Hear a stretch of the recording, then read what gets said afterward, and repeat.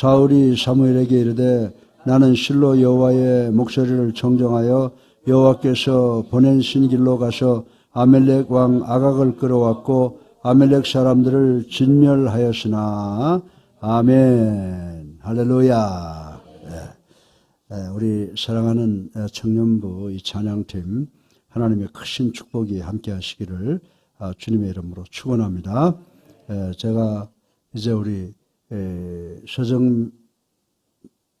서재웅 교수와 그리고 또 우리 이경희 교수 두 분에게 이제 이것을 부탁을 하면서 하나님께 기도한 바가 있어요. 우리 교회가 이제 제가 교회를 처음 개척할 때는 전부 젊은 사람들이었어요. 전부 젊은 사람이었는데 이제 벌써 42년이 지나고 보니까 이 노인교회가 되어버렸는데 이제 우리가 다시 그 서클적인 교회가 되어야 되겠다. 어린아이부터 시작해서 할아버지까지 있는 이런 교회가 되기 위해서 노력을 해야 되겠다라고 해서 우리 강 목사님은 오셔서 이제 그 중심에 서게 하고 또 우리 박 목사님 교육 전공하신 분이고 교편도 오래 잡고 있으니까 또 우리 박 목사님 우리 전도사님들 여자 전도사님들 두 분 김태호 전도사 그리고 우리 서재웅 교수 등등 이제 하나가 돼서 미래를 지향해서 나가는 교회 또 미래를 위해서 준비시키는 그런 교회가 되어야 되겠다라고 생각을 하고 오늘 우리 이 청년들한테 제가 많은 기대를 걸고 있고 또 그리고 어렵지만 어떻게 하든지 많은 지원을 하려고 생각을 하고 있습니다. 제가 여러분들에게 바라는 것은 여러분 모두가 정말 하나님을 믿는 그런 아티스트들이 돼서 하나님께 영광을 돌린다고 하면 우리 교회가 여러분들 신앙생활, 연주생활을 통해서 하나님께 큰 영광을 돌리는 그런 분들이 될 수 있도록 기도로도 돕고 또 우리가 어렵지만 여러 가지로 물질로도 또 지원할 그런 결심을 하고 기도하고 있습니다. 그래서 저는 좀 바보가 돼서 어떤 사람이냐면 신앙 좋은 척하면 그냥 넘어가 버려요, 나는. 그러니까 여러분들 신앙을 잘 키우시면 아마 여러분들 미래에 큰 도움이 되는 밑거름을 제가 할 것이다 라고 생각을 합니다. 그래서 오늘 제가 이 청년들한테 드릴 말씀을 굉장히 심사숙고해서 준비를 하고 있어요. 그래서 오늘 내가 왜 사무엘상 15장 10절로 20절까지의 말씀을 드리느냐. 정말 여기에 보게 되면 하나님께서 잡은 사람이 있고 하나님께서 버린 사람이 있어요. 그래서 나는 여러분들이 다 어떤 사람이 되기를 원합니까? 여러분들 하나님께서 잡은 사람들이 되기를 주님의 이름으로 축원합니다. 그래서 제가 이미 말씀드렸지만은 우리가 성경을 보게 되면 하나님이 잡는 사람이 있고 또 그리고 다른 하나님이 버리는 사람이 있다라고 하는 것입니다. 그래서 우리는 어떤 사람이 되어야 되겠어요? 우리는 하나님이 붙잡으시는 사람이 되어야 되겠다라고 하는 것 상식적이라고 말씀을 드릴 수가 있습니다. 우리가 정말 그러면 하나님께서는 어떤 사람을 버리느냐라고 하는 거예요. 그 대표적인 예를 들면 다윗이나 바울은 하나님에게 붙잡힌 사람이라고 말씀을 드릴 수 있지만은 구약 성경에 나타나는 이 아합 임금이나 또 신약 성경에 나타나는 가룟 유다 같은 사람은 하나님으로부터 버림받은 사람이라고 저는 자신 있게 말씀을 드릴 수가 있습니다. 그런데 오늘 본문에 등장하는 왕 이 사울이라고 하는 사람은 한때는 하나님에게 붙잡힌 바 된 사람이고 또 이스라엘에게 초대 임금이 되게 하는 그런 축복을 받은 사람입니다. 그러나 그가 하나님의 말씀을 거역함으로써 인해 하나님으로부터 버림받는 대표자가 된 것을 우리는 볼 수가 있습니다. 그래서 오늘 본문에 나오는 이 사울은 한때는 하나님의 붙잡힘을 받은 이스라엘의 초대 임금이 되었는데 하나님의 말씀을 거역하는 것으로 인해서 하나님으로부터 버림받는 대표적인 인물이 되었는데 이 문제를 한번 생각해보고 우리 모두가 은혜 받는 이 시간 되기를 주님의 이름으로 축원합니다. 이때 전심 끝나고 와서 이러고 있으면 자꾸 졸릴 텐데 정말 이 말씀 한번 잘 들어보세요. 그래서 오늘 본문 23절 좀 지나간 말씀을 읽어보면 뭐라고 하는 말씀이 기록되어 있습니까? 왕이 여호와의 말씀을 여호와의 말씀을 버렸으므로 여호와께서도 왕을 버려 왕이 되지 못하게 하나이다. 아멘. 이 말씀 우리가 깊이 생각해 봐야 돼요. 하나님께서 우리를 먼저 버리는 경우가 없어요. 우리가 하나님을 버리니까 하나님이 우리를 버리신다라고 하는 이 말씀을 우리가 마음에 새겨보고 내가 어떤 사람이 되어야 되겠느냐, 하나님께 붙잡힌 사람이 되어야 되겠느냐, 아니면 버림받는 사람이 되어야 되겠는가를 한번 생각해보고 은혜 받는 이 시간 되기를 주님의 이름으로 축원합니다. 세 가지로 나누어서 제가 여러분들에게 말씀을 드릴 텐데, 첫 번째로 말씀을 드린 것은 왜 사울이 하나님으로부터 버림을 받았느냐라고 하는 거예요. 왜 그랬을까요? 첫 번째, 경솔했다. 경솔했다라고 생각해 볼 수가 있습니다. 사무엘상 13장에 가보면 이런 이야기가 나와 있습니다. 블레셋 군대가 기병 3만 6천 명을 그리고 보병 수십만을 동원해서 이스라엘을 공격해 들어왔습니다. 전세가 급박해진 사울은 임금은 병력을 동원해서 이제 대항할 준비를 하고 있었습니다. 출병을 앞두고 사울 왕은 그 모든 병사들은 제단에 나가서 하나님께 제사 드리라고 명령을 했습니다. 마침 그 자리에 제사장 사무엘이 있지 않았기 때문에 사울 임금은 제사장을 대신해서, 보통 사람은 민간인은 지성소에 못 들어가게 되어 있어요. 지성소에 누가 들어가게 되어 있어요? 오직 제사장만 들어가게 되어 있는데 사무엘이 없으니까 사울 임금이 내가 왕인데 내가 들어가면 되겠지라고 생각하고 건방지게 지성소에 들어가서 제사를 접전하는 행위를 저질렀다고 하는 것입니다. 여러분들, 유대 율법에 보면 제가 지금 말씀드렸지만은 제사장 외에는 제사를 집전할 수가 없는 것이 바로 율법이라고 하는 것입니다.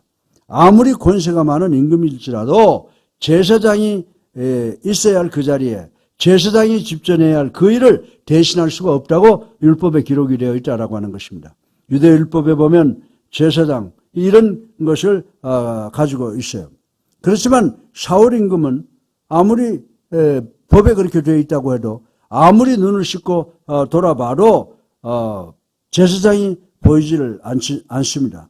제사장은 출타 중이고, 그리고 전국을 호령할 권세를 가진 임금인 내가 못할 일이 어디에 있느냐라고 생각을 하고 자기가 직접 제사를 집전하고 말았다고 하는 것입니다. 그 후에 사무엘이 오자 이렇게 변명을 합니다. 사무엘상 13장 11절에 보면 블레셋 사람들은 쳐들어오고 백성은 흩어지고 당신은 오겠다는 날에 오지 않기 때문에 내가 할 수 없이 번제를 드렸나이다 라고 변명을 했다라고 하는 것입니다. 그리고 12절에 보게 되면요, 부득이하여 제사를 드렸다라고 하는 말이 나옵니다. 부득이하여. 할 수 없어. 어쩔 수 없어. 여러분들, 우리도 세상 살면서 할 수 없이 부득불이라고 하는 말을 빌려서 자기의 잘못을 합리화시키거나 변명할 때가 많이 있다고 하는 것을 부인할 수가 없습니다. 마음에 원치 않지만 사정이 여의치 못해서 부득이해서 그런 일을 했습니다라고 말하는 사람들이 많다라고 하는 것입니다. 그런데 하나님께서는 부득이란 말은 용납하지 않는 줄로 믿으시기를 주님의 이름으로 축원합니다.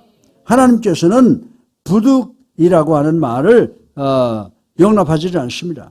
사무엘 선지자는 사울을 이렇게 꾸짖었습니다. 14절에 보면 지금은 왕의 나라가 길지 못할 것이라 여호와께서 왕에게 명하신 바를 왕이 지키지 아니하였으므로 여호와께서 그 마음에 맞는 사람을 구하여 그 백성의 지도자로 삼으리라 라고 하는 무서운 말씀을 했습니다. 하나님이 사울 임금을 버리고 이제 새로운 임금을 택하겠다고 말씀을 하고 있는 것입니다. 사랑하는 성도 여러분, 우리도 부득이란 말을 종종 사용하는 경우가 있습니다. 그러나 이 어려운 일에 처할 때에, 곤경에 처할 때 우리가 부득이 할 수 없어, 어쩔 수 없이 라고 자기 합리화를 시킬 때가 있는데, 우리도 오늘 이 사울을 표본으로 해서 조심해야 될 것을 기억하시는 우리 모두가 되기를 주님의 이름으로 축원합니다. 우리가 어쩔 수 없어서 그래서 라고 나 자신을 합리화시킬 때가 있습니다. 그러나 우리가 이 말을 사용할 때마다 누가 귀를 기울이고 있어요? 마귀가 우리의 양심을 쥐고 있다는 사실을 알아야 된다라고 하는 것입니다. 이 부르기라고 하는 말을 사용하면서 불의와 타협을 하고 거짓과 타협을 하게 됩니다. 어둠 속에 자기 자신을 잠기게 되게 한다는 사실을 우리는 반드시 기억을 해야 된다라고 하는 것입니다. 여러분들 헬라에 보면 참 여러 가지 신들이 많이 있죠. 헬라 신 중에 보면은 정의의 신이라고 하는 신이 있는데 이 정의의 신은 어떤 모양을 하고 있는지 알아요? 정의의 신은 한 손에는 거울을 들고 있고 또 한 손에는 칼을 들고 있다가 거울을 보면서 더럽게 생겨난 부분은 그 순간 잘라버린다고 합니다. 이 마찬가지로 이 정의라고 하는 것은 항상 자기를 살펴보면서 자기의 더러운 부분을 잘라내는 그 아픔을 감수하는 데서 이 정의가 성취가 된다는 사실을 우리는 알아야 됩니다. 사울 임금은 이 아픔을 감수하려 생각하지 않고 부득이해서 적절히 타협을 하고 어쩔 수 없이 타협을 했다고 하는 것입니다. 그런 가운데 사울은 그 자신은 하나님으로부터 버림받고 마는 것을 우리는 볼 수가 있습니다. 사랑하는 우리 청년, 우리 성도 여러분, 우리가 사는 이 세상에서도 우리들 자신에게도 이러한 타협해야 될 그런 상황과 문제가 부딪힐 때가 많이 있다라고 하는 것입니다. 그럴 때마다 바울에게서 배워야 되는 것이 있는 줄로 믿으시기 바랍니다. 이 바울 신학에 나타나는 사람이지만은 이 바울 역시 부득이 어쩔 수 없이 할 수 없이라고 하는 문제를 두고 무척 고민한 사람이라고 하는 것을 우리 성경을 통해서 볼 수가 있습니다. 여러분들 로마서 10장 22절에 보면 내 속사람으로는 하나님의 법을 즐거워하되 내 지체 속에 또 다른 법이 있어 내 마음의 법과 싸워 내 지체 속에 있는 죄의 법 아래로 나를 사로잡아오는 것을 보도다. 오라 나는 곤고한 사람이로다. 내 마음에는 하나님의 법이 있었는데 내 육신에 있는 죄의 법이 내 마음을 사로잡아 가는데 이 일을 어떻게 하겠느냐라고 고민하는 것입니다. 그런데 보통 사람 같으면 어떻게 했을까요? 부득이 어쩔 수 없이 그 일에 내가 타협할 수밖에 없었다라고 핑계를 댔을 것이라고 생각해 볼 수가 있습니다. 그런데 사도 바울 선생은 로마서 8장 2절에 보면 그리스도 예수 안에 있는 생명의 성령의 법이 죄와 사망에서 너를 해방하였음이니라. 아멘. 이렇게 선언하는 바울의 모습을 볼 수가 있습니다. 사랑하는 우리 청년 성도 여러분, 자신으로서는 죄의 법에 사로잡힐 수밖에 없지만은 그래도 내 속에 예수 그리스도의 영인 성령의 법이 계시기 때문에 성령께서 죄를 이기게 해주셨다는 말씀인 줄로 믿으시기 바랍니다.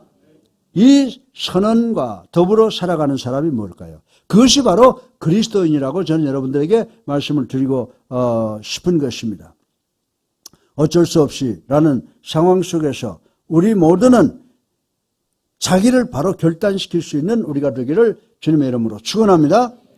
오늘 교회 좀 서재웅 교수하고 이경희 교수가 눈을 부릅뜨고 쳐다보고 있으면 보니까 안 나가면 안 되겠지. 그러지 마시고 내가 하나님을 경외하고 하나님의 도를 지킴으로 손이 수고한 대로 먹고 하나님께서 나를 복되게 하고 가정을 복되게 하고 우리 후손을 감람나무 열매처럼 만들어 주시겠다고 하는 그 약속의 말씀을 믿고 여러분들 상황이 어려운 것을 다 뿌리치고 하나님 전에 나와야 되는 줄로 믿으시기를 주님의 이름으로 축원합니다. 그러면 두 번째로 사울은 자기를 드러내려는 교만 때문에 하나님으로부터 버림받았습니다. 첫째는 이 사울이 버림받은 원인이 뭐라고 그랬어요? 경솔하기 때문에. 두 번째는 뭐라고요? 교만해서 하나님의 버림을 받았다라고 하는 것입니다. 사울이 하나님의 신망을 듣고 사무엘 14장에 가서는 하나님께 기도하는 장면이 나옵니다.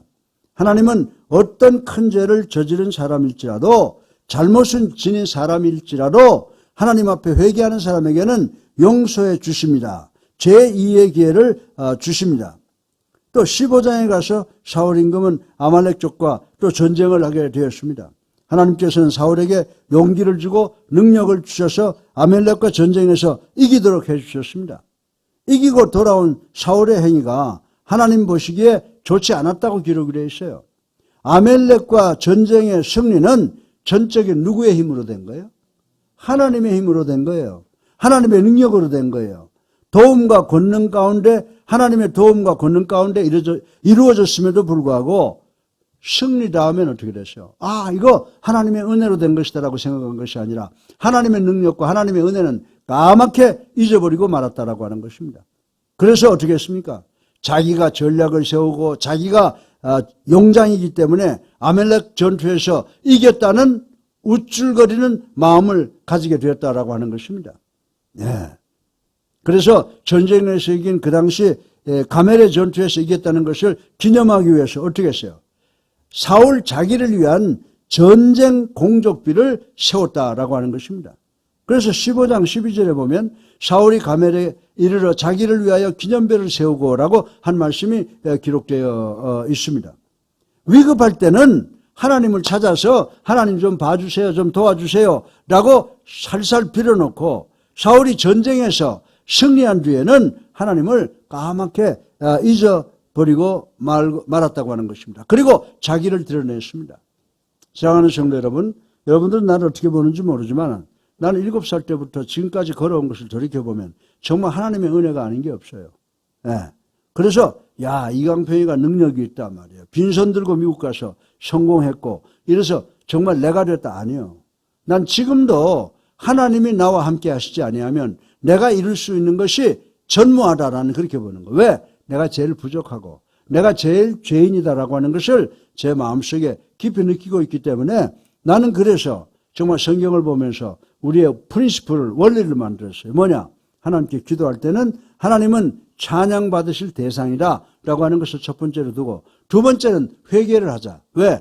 회개를 해야 하나님과 우리 사이를 가로막고 있는 그 철통 같은 방탕벽이 없어져 버려야 우리가 올리는 기도가 올라가는 거죠. 그 다음에 감사할 것이 너무나도 많은데 제일 먼저 뭘 감사해야 돼? 십자가에서 우리의 죄를 용서해 주시기 위해 돌아가신 그 주님의 사랑에 감사해야 된다라고 하는 것을 하고 제가 여러분들에게 그걸 가르치려고 애를 쓰는데 참 어려운 것 같아. 참 어려운 것 같아. 우리 기도 보면요. 교회를 열심히 나와서 내 설교를 열심히 듣는 사람들의 기도의 서두를 보면 하나님을 찬양하고 회개하고 감사하는 게 나와요. 그렇지 않은 사람들은 전혀 다른 판으로 기도하잖아요. 다 기도는 좋은 거예요. 그러나 여러분들이 회개하지 않으면 하나님과 여러분 사이에 그 방탄벽 같은 것이 꽉 깔려있기 때문에 기도하면 핑핑핑 안 올라가.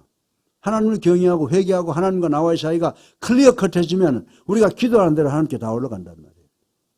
믿으십니까? 예. 이게 꼭 무슨 성경 말씀에는 법칙은 아니지만 성경 전체를 조명해 보면 그 프린시플이 거기에 숨겨져 있는 것을 볼 수가 있습니다. 사랑하는 우리 청년들 여러분, 정말 우리도 그렇지 않습니까? 내가 조그만 걸 성공하면 전부 내가 잘나서 한 것으로 그렇게 생각을 합니다. 그러나 조그만 고통스러운 일이 있고 어려운 일이 생기면 하나님 좀 봐주세요라고 하나님을 찾습니다. 그리고 자기 속에 있는 더러운 죄까지도 회개다 합니다. 그러나 그 일이 해결된 후에 어려운 문제가 되고 나면 뭐 중병을 앓고 있다가 회복된 후에 실패했던 사람이 사업에 성공한 다음에는 병에서 치료받고 난 다음에는 하나님을 점점 잊어버린 사람들이 대부분이라고 하는 것을 말씀을 드릴 수가 있습니다. 하나님의 섭리와 하나님의 은혜와 도우심을 잊어버리고 자기를 드러내기에 급급한 사람이 있습니다. 여러분들 이런 사람은 누구와 같은 사람이에요? 사울과 같은 사람, 교만한 사람이라고 말씀을 드릴 수가 있습니다. 그런데 하나님께서는 이런 사울을 어떻게 하시겠다고 경고했어요? 버리겠다고 경고하신 것을 우리는 반드시 기억해야 되는 줄로 믿으시기를 주님의 이름으로 축원합니다. 그래서 시편 129편에 보면 여호와께서 성을 지키지 아니하시면 파수꾼의 경성함이 허사로다. 아멘. 아멘이죠. 예, 하나님께서 나의 인생을 지켜주시지 아니하면 나의 노력은 허사로 돌아간다라고 하는 것입니다. 젊은 우리 청년들 이 말씀을 반드시 기억하시기 바랍니다. 사람이 마음으로 자기의 길을 계획할지라도 그 걸음을 인도하시는 분은 여호와시라고 하는 말씀을 우리는 반드시 기억을 해야 된다라고 하는 것입니다. 사람은 성공했을 때 겸손해야 됩니다. 네? 남들로부터 존경받을 때 남을 더 섬길 줄 알아야 됩니다. 높은 곳에 올라 앉아 있을 때일수록 낮을 줄 알아야 되고 낮은 데 있는 사람의 심정을 이해할 줄 알아야 되는 줄로 믿으시기를 주님의 이름으로 축원합니다. 그래서 바울은 우리가 섰을 때 넘어질까 조심하라 라고 하는 말씀을 했습니다. 그리고 잠언 15장에 보면 여호와는 교만한 자의 집을 허시며 그리고 교만은 배망의 선봉이요 라고 경고한 말씀을 우리는 읽어볼 수가 있습니다. 요즘 우리 한국 사람들은요, 세계에서 자랑할 만한 위치에 있습니다. 경제도 세계 제11위로 뛰어오르게 되고, 올림픽도 지금 여러분들은 아마 모르는 사람이 많을는지 모르겠는데, 1988년에 개최된 서울 올림픽을 다른 올림픽이 깨뜨리지를 못해요. 얼마나 잘 계획되고 잘 했는지. 근데 그건 누가 계획했는지 알아요? 목사님이. 내가 올림픽 정책실장으로 있으면서 계획을 했긴 했는데, 지금 이 올림픽 역사를 보면요, 정말 대한민국은 그 짧은 시간에 경제 대국이 됐죠. 정말 올림픽을 치렀죠. 올림픽 때는요, 다 이룬 것 같아. 그때까지만 해도 올림픽 때까지는 동서가 완전히 나누어져 있어서 소련 비행기가 대한민국 공항에 내리는 것을 본 일이 없어요.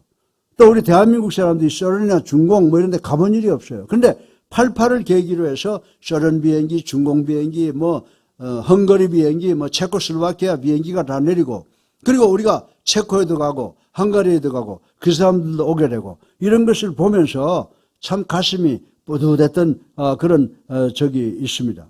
그런데 요즘에 보세요. 요즘에 보게 되면 그때 그 감격이 점점 사라져가고 있고, 우리 모두가 그때의 기독교인들도 정말 최고 극에 다다랐는데, 지금 봐요. 우리가 1200만이 그리스도인이라고요? 천만의 말씀. 지금 한 800만 정도 되면 많을 거라고 이야기하고 있다라고 하는 것입니다. 그래서 우리가 그때 정말 금방 통일이 될 것 같았는데, 이 통일은 아마 근간에는 이루어지지 않을 것이다라고 하는 그 절망을 느끼고 살고 있습니다. 사랑하는 여러분, 노벨 평화상을 받았던 테레사 수녀는 자신의 일기에 이런 글을 적고 있습니다.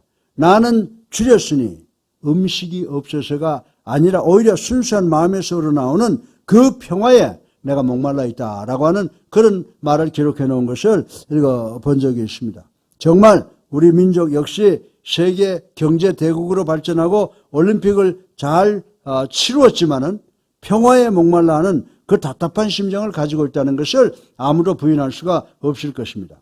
우리는 이번 여러분들 일본에 이 코로나 때문에 올림픽을 갖다가 무관중으로 치르는 것을 보면서 성공되기를 간절히 기원을 했습니다. 그러나 그 올림픽은 끝났는지 모르지만은 일본은 지금 수만 명의 코로나가 생겨나고 해서 지금 일본의 그 나라 동경 공항을 갖다 완전 폐쇄하고 있지 않습니까? 예. 여러분, 우리가 어려운 일이 있을수록 하나님께 더 매달리고 하나님께 기도하고 하나님의 섭리가 이루어지기를 우리가 간절히 기도해야 되는 줄로 믿으시기를 바랍니다. 지금 보세요. 우리나라 건국이 6.25 이후에 제일 지금 남북한이 지금 경직되어 있는 것이 지금이라고 하는 것 우리가 잘 알고 있습니다. 우리는 하나님께 평화를 위해서 간절히 기도하는 우리가 되어야 될 줄로 믿으시기를 주님의 이름으로 축원합니다. 그래서 바울 선생은 이런 말을 했어요. 항상 어떤 일이 있은 다음에도 자기 힘을 드러내질 않습니다. 바울이 지금 이 기독교에 있어서는 최고의 학자요, 최고의 전도자요, 최고의 사도라고 하지만은 바울은 자기를 그렇게 나타낸 경우가 없어요. 고린도전서 5장 10절을 보세요. 뭐라고 그랬어요? 나의 나된 것은 누구 때문에 됐다고요? 하나님의 은혜로 된 것이니 내게 주신 그 은혜가 헛되지 아니하여 내가 모든 사도보다 더 많이 수고하였으나 내가 아니요 오직 나와 함께 하신 하나님의 은혜로다. 아멘이죠. 이와 같은 정신이 우리 모두에게 필요한 줄로 믿으시기를 주님의 이름으로 축원합니다. 여러분이 오늘 이 시간에 바로 내가 한 것이 아니라 모든 것이 하나님께서 하신 것이다라고 하는 그런 믿음을 갖는다고 하면 여러분은 여러분의 나가는 길에 시온의 대로가 열릴 줄로 믿으시기를 주님의 이름으로 축원합니다. 셋째로 마지막으로 여러분들 사울이 제일 첫 번째 뭐라고 그랬어요? 경솔해서, 두 번째 교만해서, 세 번째는 진실하지 못해서라고 본문이 이야기를 해주고 있습니다.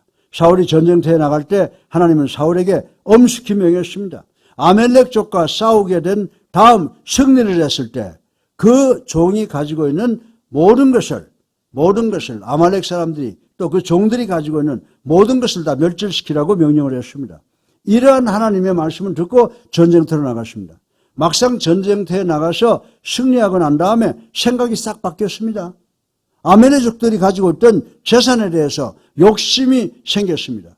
특히 좋은 소, 기름진 양 이런 값진 동물들을 몰래 끌고 와서 어떻게 했어요? 자기 막사 뒤에 심겨 놓았습니다. 이 사실을 누가 알았을 것 같아요? 하나님이 모르실 것 같아요? 하나님의 사자 사무엘이 찾아와서 사울 임금을 꾸짖습니다. 14절에 보게 되면 내게 들려오는 이 양의 소리와 내게 들리는 소의 소리가 어찌미니까? 이때 사울은 핑계를 댑니다. 15절에 보면 백성이 내가 아니고 백성이 당신의 하나님 여호와께 제사하려고 하여 양과 소와 가장 좋은 것을 남겼습니다 라고 이렇게 거짓말을 한 것입니다. 욕심으로 양과 소를 가지고 왔습니다. 그러나 하나님의 사자인 사무엘 선지자에게 말하기를 그건 내가 가지고 온 것이 아닙니다. 나는 하나님의 능력을 지켰습니다. 그런데 저 어리석은 백성놈들이 몰래 가지고 온 것입니다 라고 했습니다. 사랑하는 우리 청년들 그리고 성도 여러분, 자기가 가져야 할 책임, 자기 실수, 자기 허물을 다른 사람에게 책임 전가를 했다는 것을 볼 수가 있습니다. 그러나 예수님을 보세요. 예수님께서는 여러분과 나를 포함한 모든 인류가 저지른 잘못, 허물, 죄까지도 당신 책임으로 느끼시고 당신께서 십자가에 달려 돌아가셨다고 하는 것입니다. 여러분들 십자가가 어떤 기능을 한 줄 아세요? 우리가 원죄를 십자가에 의해서 해결이 돼요. 그리고 우리가 매일매일 짓는 죄는 예수 그리스도의 보혈로 해결이 된다라고 하는 것입니다. 오늘 그리스도인들에게 이 정신이 있어야 되는 줄로 믿으시기 바랍니다. 남의 아픔, 남의 고통, 남의 실수, 남의 잘못을 내가 잘못했다, 내 탓이다, 내가 잘못했구나 라고 하는 그런 아픔을 느끼는 그 정신이 있어야 돼요. 이 정신이 무슨 정신이에요? 이것이 바로 예수 그리스도의 십자가의 도인 줄로 믿으시기를 주님의 이름으로 축원합니다. 또 하나 사울의 잘못을 보면 이렇게 저렇게 변명하다 안 되니까 오히려 자기의 잘못을 합리화시키는 모습을 볼 수가 있습니다. 성경 말씀에 보면 하나님께 제사 드리기 위해서 가져왔습니다. 얼마나 그럴싸한 명분입니까? 우리도 그럴 경우가 많습니다. 특별히 무엇인가 있는 사람은 그 있는 것을 통해서 자기를 합리화시키려고 한다는 것입니다. 성경 본문에 보면 하나님께 제사 드리기 위해서 가져왔습니다. 얼마나 그럴싸한 명분입니까? 우리도 그럴 경우가 많습니다. 특별히 무엇인가 있는 사람은 그 있는 것을 통해서 늘 자기를 합리화시킵니다. 지식이 있는 사람은 지식을 통해서 자기 실수나 실패나 잘못을 합리화시킵니다. 그렇기 때문에 움켜쥐는 일들이 얼마나 많습니까? 하나님 앞에 사람 앞에 진실되지 못한 사람은 하나님이 버리신다라고 하는 것입니다. 그래서 성경 말씀 23절에 보면은 왕이 여호와의 말씀을 버렸으므로 여호와께서도 왕을 버려 왕이 되지 못하게 하셨나이다 라고 했습니다. 이 순간부터 사울은 하나님으로부터 완전히 버림을 받았다고 하는 것입니다. 사랑하는 여러분, 진실하지 못한 사람은 하나님께로부터 버림을 받는 줄로 믿으시기 바랍니다. 그래서 10계명의 9계명에 보게 되면 내 이웃에 대하여 거짓 증거하지 말라고 경고를 하고 있습니다. 그 요한계시록 21장에 보면 말세에 우리의 인간을 심판하실 때 하나님께서는 우리의 행동에 대해서만이 심판하는 것이 아니라 우리가 한 말 한마디 한마디에서도 심판하시겠다고 말씀하신 것을 우리는 기억을 해야 된다라고 하는 것입니다.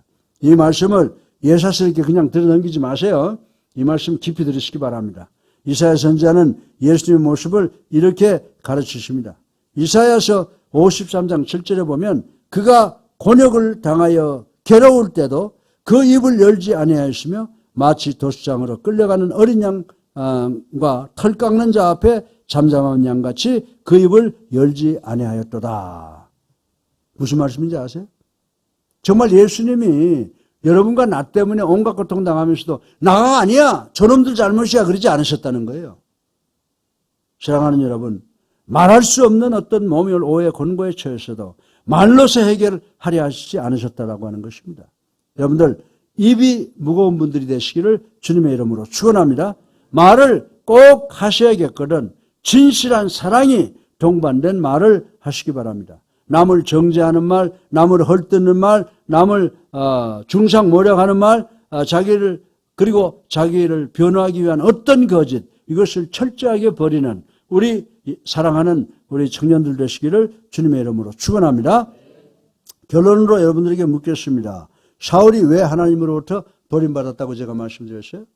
한 마디, 부득이해서 어쩔 수 없어서 라는 환경의 핑계를 대면서 불의와 적절히 타협해가는 그 경솔한 행동이 하나님으로부터 버림받게 만들었다라고 하는 것입니다. 자기를 위하여 인간의 공적을 앞세워야 했을 때 하나님은 그를 버렸습니다. 사랑과 진실이 곁들여 있지 못할 그 말, 그 거짓된 그 말을 하나님께서 들으실 때 그를 버렸다고 하는 것입니다. 사랑하는 여러분, 우리 오늘 이 바울을 생각하면서 바울을 바라보면서 우리들 자신을 오늘도 바로 세울 수 있는 우리가 되기를 주님의 이름으로 축원합니다. 할렐루야.